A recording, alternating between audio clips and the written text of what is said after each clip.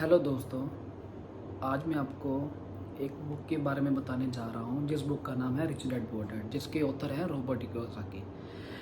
Robert Kiyosaki का कहना है इस बुक में कि वेल्थ का असली मतलब क्या होता है। हमारे काफ़ी जो आम जनता, आम लोगों के और मेरे भी हर बंदे के मन में यही है कि वेल्थ का मतलब ये होता है कि कितना हमारे पास धन पड़ा है और क्या हमारे पास एसेट्स पड़े हैं। बट इनका इस बुक में कहना ये है कि वेल्थ का असली मतलब है कि जितना हमारे पास पैसा पड़ा है, जो हमारे पास एसेट्स पड़े हैं, उससे हम कितने दिनों तक सर्वाइव कर सकते हैं। फॉर एग्जांपल, एक आदमी है जिसका नाम है सूरज। मान लो उसके पास 1 लाख रुपए पड़ा है। उसके महीने का खर्च, घर का खर्चा है 15,000 रुपया, जहाँ 20,000 रुपये। मतलब उसके पास 1 लाख रुपए के सामान पड़े हैं या उसके पास 1 लाख रुपए का कैश पड़ा है। मतलब वो, उसकी जो वेल्थ है सिर्फ 5 महीने की वेल्थ है। वो 5 महीने अपने घर का खर्चा चला सकता है। ये होती है वेल्थ। और जितना ज़्यादा टाइम के लिए, जितने ज़्यादा सालों के लिए बंदा इस चीज़ को सर्वाइव कर सकता है, बंदा उतना वेल्दी है। ठीक है जी। और इस बुक में काफ़ी अच्छे तरीके से हमें डिफ्रेंशिएट किया। असल में बुक बेस है, आपको आई थिंक लगा होगा रिच डैड पुअर डैड, नाम ये कैसा नाम है, और काफ़ी लोगों को पता ही होगा रिच डैड बुक के बारे में। Rich dad poor dad basically ये बुक थी, इनके दो पिता थे। दो पिता का मतलब एक अमीर पिता, एक गरीब पिता। रॉबर्ट के जो गरीब पिता थे वो उनके रियल पिता थे।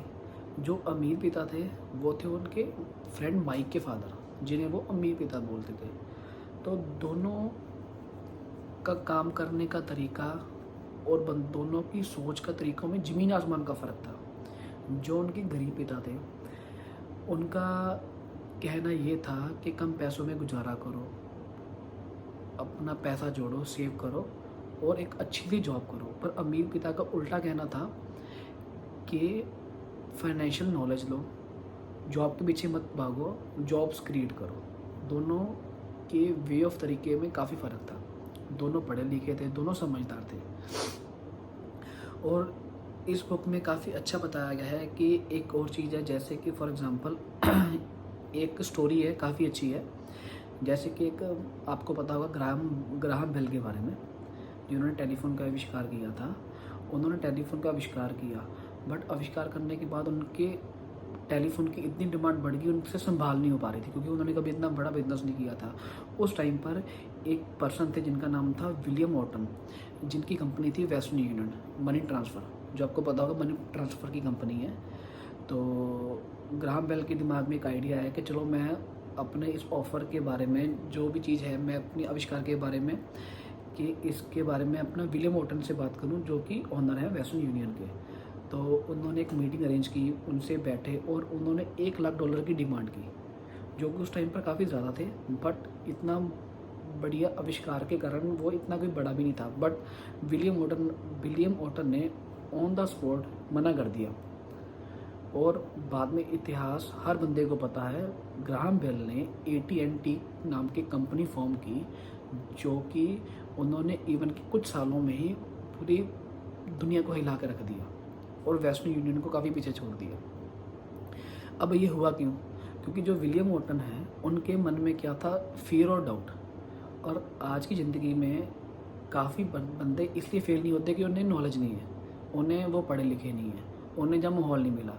वो फेल इसलिए होते हैं क्योंकि उनके मन में डाउट और फियर होता है। कुछ ऐसी अपॉर्चुनिटी उनके सामने आती है, कोई डाउट या फियर के कारण वो कहीं ना कहीं उसे छोड़ देते हैं। तो इस बुक के एक जो मेन पॉइंट क्या है कि इन्होंने फाइनेंशियल लिटरेसी के ऊपर काफ़ी फोकस किया है कि अगर कोई बंदा, कोई पर्सन है, अगर वो ज़िंदगी में फेल हो रहा है फाइनेंस की वजह से, पैसे की वजह से, क्यों? क्योंकि उसे फाइनेंशियल लिटरेसी नहीं है। चाहे पढ़ा लिखा बंदा काफ़ी है, फाइनेंशियल लिटरेट नहीं है बंदा।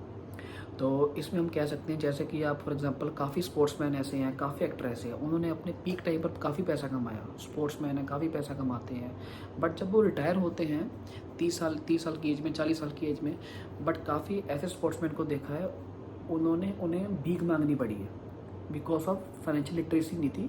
अपनी फील्ड में वो अच्छे थे, पर वो फाइनेंशियल लिटरेट नहीं थे। तो अगर हम चौथे पॉइंट की बात करें, इस बुक में काफ़ी अच्छे तरीके से बताया गया है कि इनकम स्टेटमेंट क्या होती है, बैलेंस शीट क्या होती है, कैश फ्लो क्या होती है। ठीक है। और इसकी बात करें मेन, सबसे जो मेन चीज़ है वो है एसेट्स और लाइबिलिटी। हमने अकाउंट्स में पढ़ा होगा एसेट्स का मतलब ये होता है जो भी हमारे पास सामान पड़ा है वो हमारा एसेट्स है। हमारा मकान हमारा एसेट्स है, हमारा एसी, हमारा मोबाइल, हमारा टेलीफोन सब एसेट्स है। बट इस बुक में हमें बताया गया है कि एसेट्स का मतलब ये है, ये हमें भ्रम में रखा गया है, हमें सही नॉलेज नहीं दी गई, इन्होंने अच्छे से इसको खारिज किया है।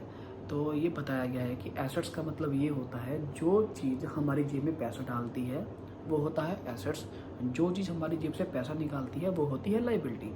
जैसे फॉर एग्जांपल एक मकान, एक हमारा अपना मकान है, वो हमारे जेब में पैसा तो नहीं डालता, वो इवन कि उसके ऊपर खर्चे होते हैं, वो क्या होती है हमारी लाइबिलिटी।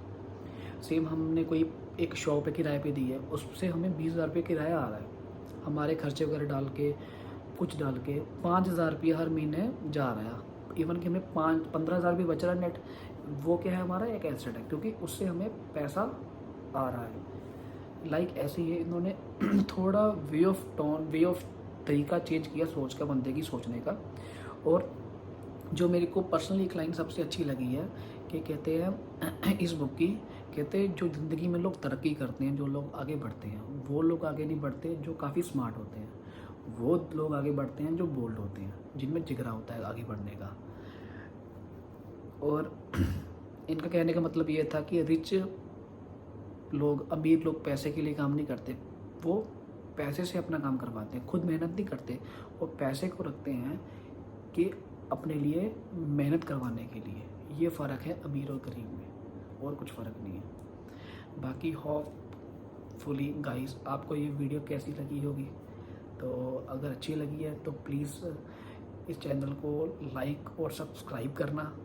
आगे मिलते रहेंगे, रूटीन में मैं वीडियो डालूँगा। तो ठीक है, थैंक यू, ओके, बाय।